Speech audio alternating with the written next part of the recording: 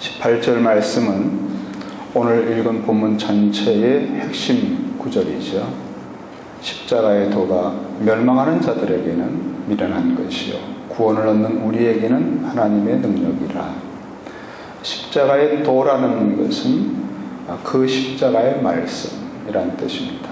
십자가에 관하여 증거하는 말입니다. 이 십자가의 도는 예수 그리스도가 우리를 위하여 십자가에서 대신 죽으셨다는 메시지입니다. 흠도 없고 점도 없는 죄가 없는 예수 그리스도께서 우리를 위하여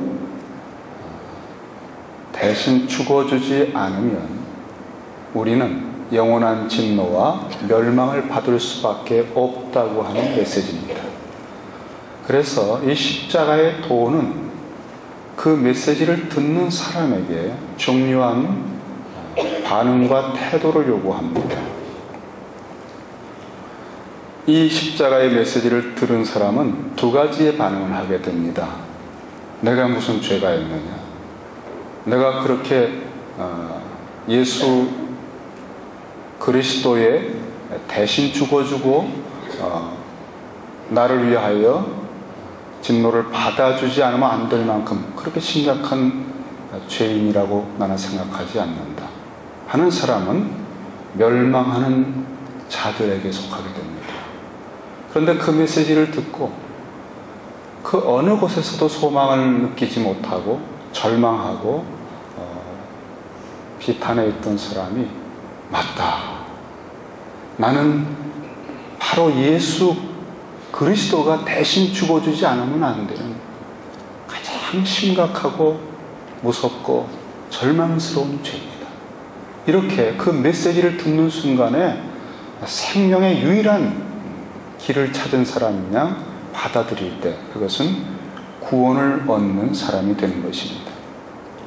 그래서 이 십자가의 도는 예수 그리스도의 십자가에서 대신 죽으시고 우리를 위하여 살아나셨다고 하는 이 십자가의 메시지, 이 십자가의 도는 좌우의 날이 서는 어떤 것보다 예리하여 인간성의 가장 깊은 심층에 있는 그의 본질을 폭로하는 것입니다. 그가 얼마나 자기중심적으로 선악간에 평가하며 마치 자기가 하나님이냐? 십자가는 미련해. 예수가 왜 죽어? 나는 필요 없는 그 죽음 필요 없어. 이것은 결국은 십자가의 도의 메시지 앞에서 자기의 가장 깊은 혼관과 골수의 깊은 곳에 있는 자기의 실체를 벌거벗은 듯이 드러내는 것입니다. 십자가의 도를 들은 사람들마다 하나님의 공평과 의의 줄과 추 앞에 그 인생이 얼마나 좌로우로 치우쳐 있는지를 폭로당하는 순간인 것이죠. 그래서 십자가의 도야말로 인간이 그 말씀을 듣는 순간 영원한 사망과 생명의 기로점에 서는 가장 위기의 순간인 것이고 가장 소망이 있는 그런 새로운 기회의 순간이 되는 것입니다. 그래서 십자가의 도는 멸망하는 자들에게는 미련한 것으로 보입니다. 그들은 자기 중심으로 자기가 하나님이냐? 그것은 미련한 거야. 그거는 어리석은 거야. 나는 그런 대신 죽어주는 그런 심각한 죄가 나는 없어. 바로 미련한 것입니다. 그는 멸망을 당하게 되는 것입니다. 하지만 구원을 얻는 우리에게는 맞습니다. 나 같은 사람은 바로 당신의 그 대신 죽어주시는 그런 긍휼과 그 은혜가 필요했습니다 하는 사람에게는 십자가는 죽고 다시 사는 하나님의 능력이 되는 것입니다. 하나님은 이러한 십자가의 메시지를 준비하시고 스스로 똑똑하다고 생각하고 이 십자가를 미련하다고 하는 자들의 모든 지혜에 대해서 19절에 보니까 예언하기를 내가 지혜 있는 자들의 지혜를 멸하고 총명한 자들의 총명을 폐하리라 그랬습니다. 이사야서에서는 곳곳에서 너희는 들어도 듣지 못하고 보아도 보지 못하게 하리라 그랬습니다. 지혜 있는 자가, 철학자가 어디 있고 랍비요 학자여 선비가 어디 있느냐, 이 시대의 변론가가 어디 있느냐. 하나님께서 어리석게 만들었다는 것입니다. 십자가의 도를 알아듣지 못하게 만든 겁니다. 그리고 21절에 하나님이 21절을 좀 다른 번역으로 읽어보면은 이 세상은 그 지혜로 하나님을 알지 못하였습니다. 하나님의 지혜가 그렇게 되도록 한 것입니다. 하나님께서는 어리석게 들리는 십자가의 설교를 통하여 믿는 사람들을 구원하시기를 기뻐하신 것입니다. 우리 21절에 하나님께서 전도에 미련한 것으로 믿는 자들을 구원하시기를 기뻐하셨다 그랬습니다.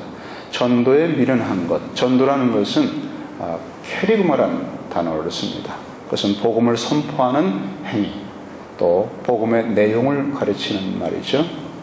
여기서 이 전도에 미련한 것이라고 하는 의미를 우리가 정확하게 이해해야 하겠는데,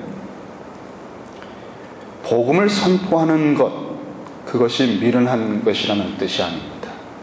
또 전도자가 미련스럽게 복음을 전해야 한다는 그런 말도 아닙니다. 이 전도에 미련한 것이라는 뜻은 복음을 선포하는 그 복음의 메시지의 내용이 십자가에 못 박힌 그리스도이기 때문에 사람들이 참 그 미련한 내용이다라고 얘기한다는 것입니다.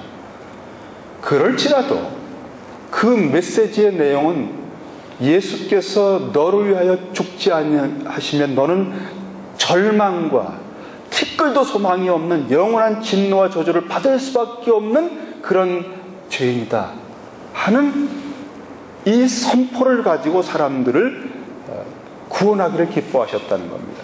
이 메시지는 인간이 티끌도 소망이 없고 영원한 저주와 진노를 받을 수밖에 없는 존재라고 하는 아주 깊은 극단의 평가를 내리기 때문에 이것은 아무나 받아들일 수가 없어요.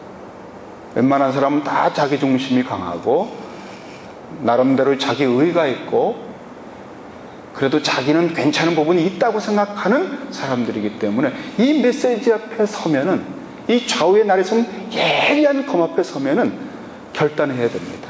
자기의 근원과 영원한 생사화복에 대해서 과연 나는 그런 존재라고 인정하지 않고는 그 메시지를 받아들일 수가 없어요. 그래서 하나님이 택한 사람에게만 이것이 들려지게 만든 겁니다. 나머지는 다 그거 어리석은 거야. 그 이상하다. 그럴 리가 없어. 나는 그런 사람까지는 아니야.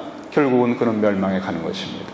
그래서 이것이 하나님이 스스로 똑똑하고 스스로 그건 미련하고 잘못됐다고 스스로 판단하는 사람들, 스스로 총명 있다는 사람들은 오히려 이 메시지가 싹 숨겨지게 만들고 나는 아무 소망이 없습니다, 그렇습니다, 난 죄인입니다 라고 하는 사람들에게는 이것이 그대로 들려져서 그 십자가의 은혜가 입혀지고 영원한 생명으로 거듭나게 되는, 그래서 이것이 하나님이 이 방법으로 사람을 구원하시기를 기뻐하는 거예요. 왜냐하면 이 방법으로 하나님의 아들 그리스도의 메시지 십자가의 도를 받아들이는 사람은 진정으로 하나님께서 티끌도 남김없이 창조주이고 구원자이고 뜻과 성품과 목숨을 다하여 호흡이 있는 날 동안에 세세토록 찬양 받으실 만한 분이다라고 하는 진정한 예배와 참된 경배를 드리게 되기 때문입니다. 하나님 본래 사람을 그렇게 기대하고 만드셨거든요. 그래서 하나님은 이 십자가의 메시지를 가지고 사람에게 도전하여 그 메시지를 받아들이는 사람이 구원받는 것을 기뻐하셔요. 그것이 하나님께서 본래 우리를 만드신 목적을 이루기 때문입니다.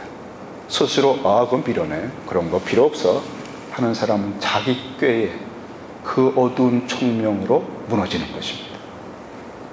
그래서 이 말을 달리 표현하기를 유대인들은 표적을 구하고 헬라인은 지혜를 찾으나 우리는 그 어리석은 전도에 미련한 것이 뭡니까? 십자가에 못 박힌 그리스도를 전하는 전도의 그 내용이 미련하게 보인다는 것이에요. 그러나 우리는 십자가에 못 박힌 그리스도를 전하고 그것으로 그 메시지를 듣는 사람을 구원하시는 하나님의 기쁨을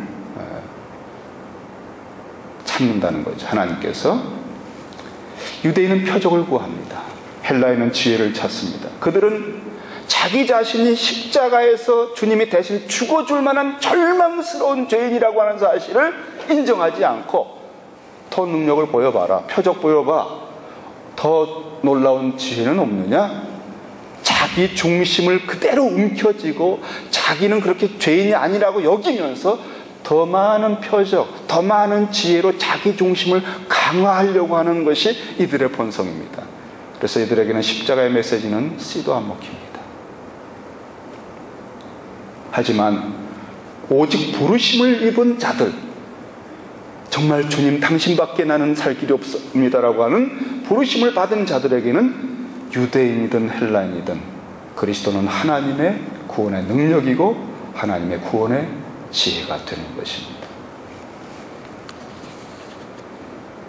이러한 일을 26절에 이렇게 하나님의 미련한 것, 하나님의 약한 것, 그 십자가에서 겪으시는 그 참 미련하게 보이고 약하게 보이는, 무력하게 당하는 것처럼 보이는 것이 오히려 사람의 모든 지혜와 능력보다 강하다는 것이죠.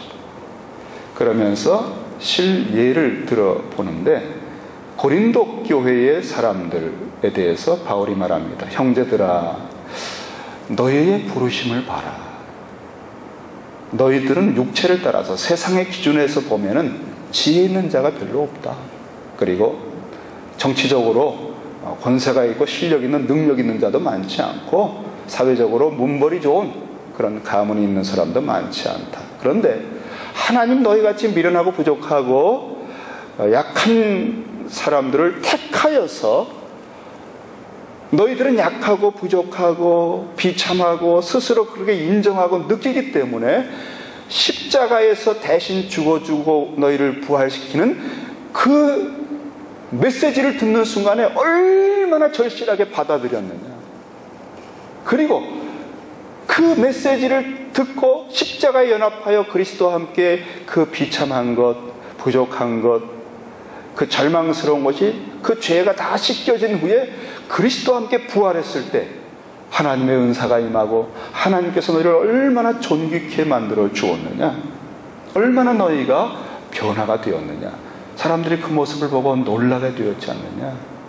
그래서 능력 있는 사람들이 야, 굉장하다, 대단하다 하고 오히려 부끄러워하게 되었다는 것이죠. 바로 이것이 십자가를 받아들이는 사람들에 의해서 하나님이 세상의 지혜나 세상의 능력을 어리석게 만들고 부끄럽게 만드는 방법이에요.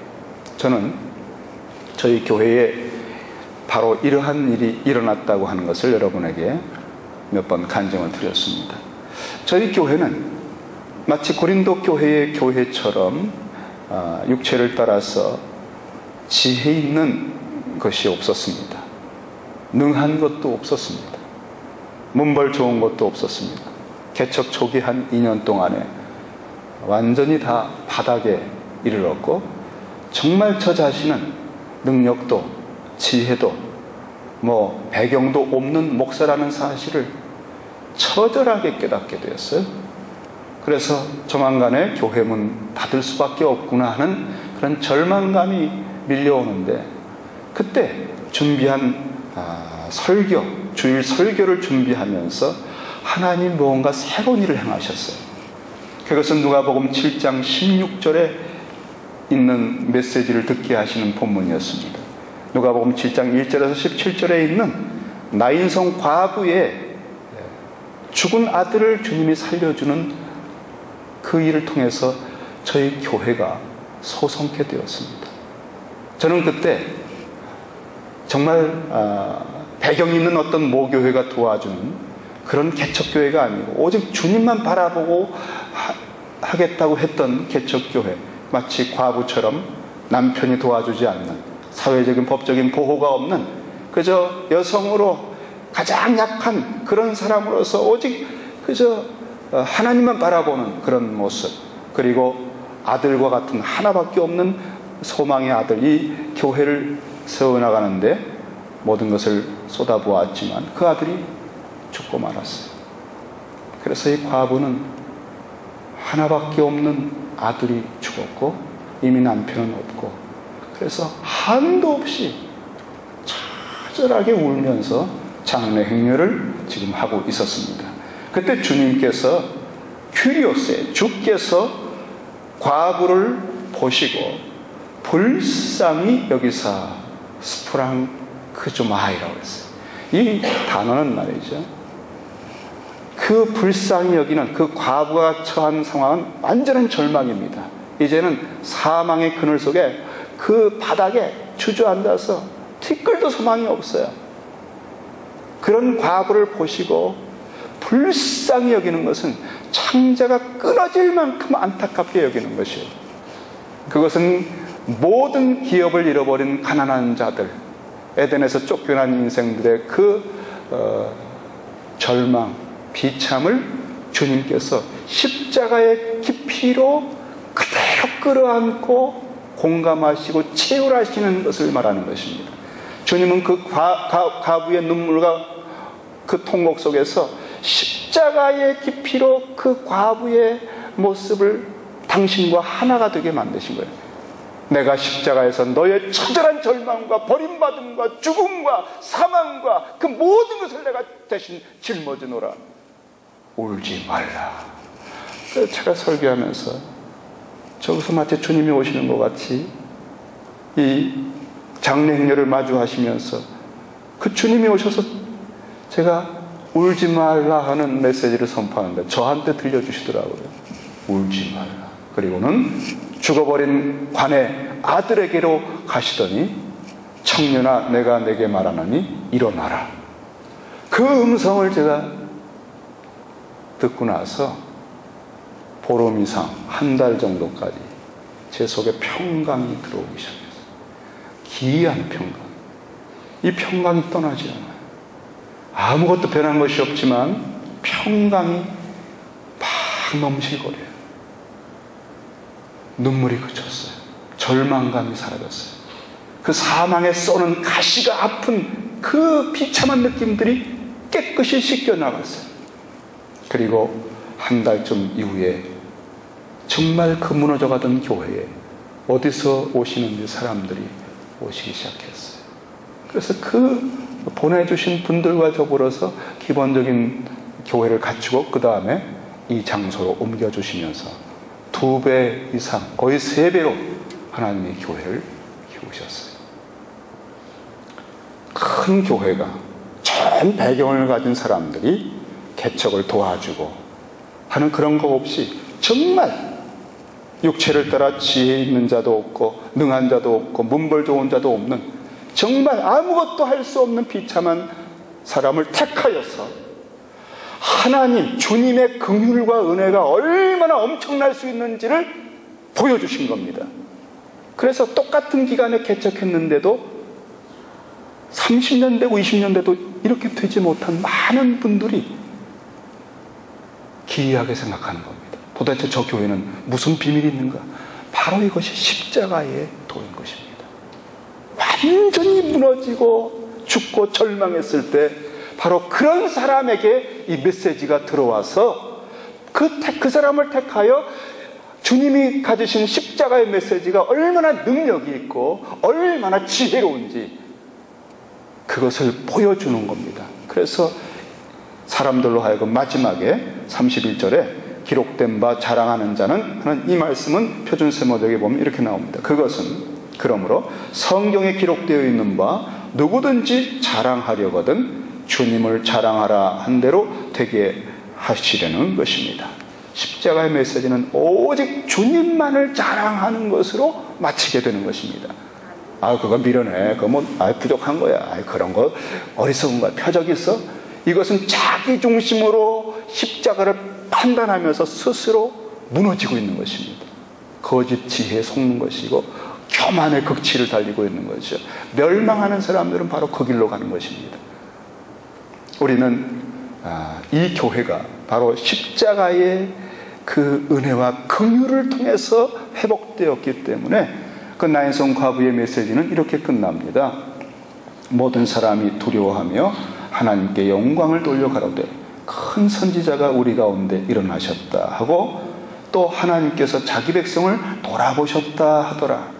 예수께 대한 이 소문이, 이 아들을 살려서 그 과부에게 돌려주시고 그 장례 행렬을 그치게 하고 눈물을 그치게 했던 이 예수에 대한 이 소문이 온 유대와 사방에 두루 퍼지니라.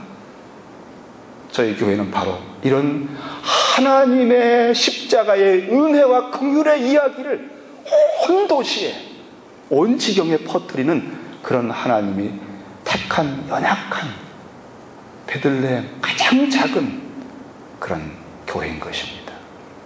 우리의 약한 것이 오히려 강한 것이고, 우리의 겸비가 오히려 높은 것이고, 우리의 모든 비참함이 오히려 하나님의 영광의 그릇이 될 것입니다.